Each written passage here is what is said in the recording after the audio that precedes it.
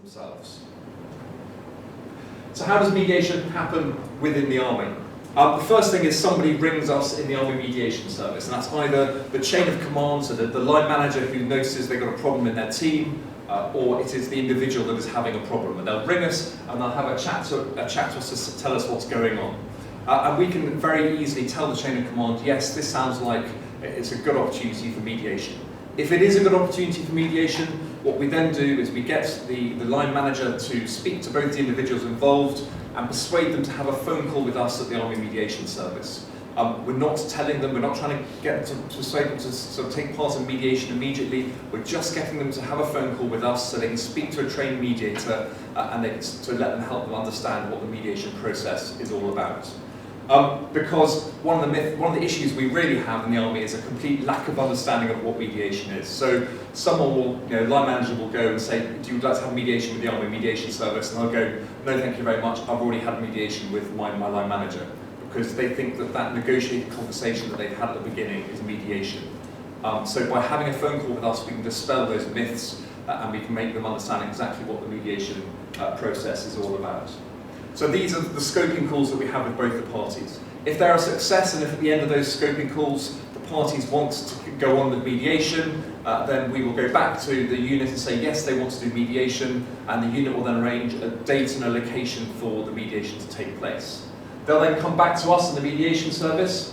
They'll say, right, we've got a date and we've got a location, at which point we will trawl our 70 mediators across the world to say we have a mediation on this date in this location. We just do it by sending an Outlook diary invite, and all of our mediators reply saying yes, no, or maybe, whether or not they can make that location on that date.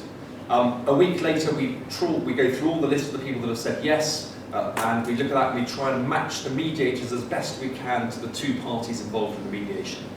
The example I get, if we have a civil servant and an army officer who are in conflict, we'll try and have a civil servant and an army officer who are the two mediators. If you have a private soldier and a senior NCO involved, we'd probably try to have a senior NCO and a junior rank in order to do the mediation. So try and match the parties to give it the best chance of success.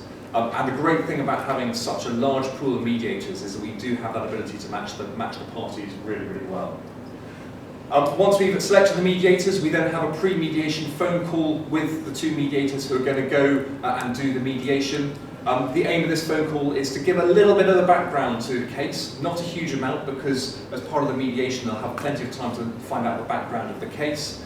But the real aim of that pre-mediation briefing is to speak to the mediators, because they are mediators. They might mediate once, twice, or 3 times a year, depending on how many mediations they're available for.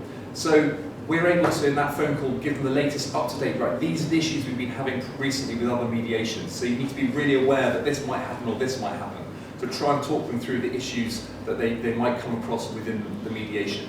When we've done the scoping calls, we can tell whether one of the parties is really emotional. We can tell whether one of the parties it might walk out of the room. So we can try and support the mediators and help them understand exactly what might happen when they turn up in that room. Then the mediation event takes place, and then following the mediation we have a post-mediation call with the mediators to really get the lessons out of the mediation that we can then pass on for future mediations. So the post-conference call takes about 45 minutes, where we talk about their individual learning, how could they have done things better, and how can we pass their information on to the other mediators going forwards. Just a few points about the Army Mediation Service. As I said, there's a pool of over 70 actually trained mediators.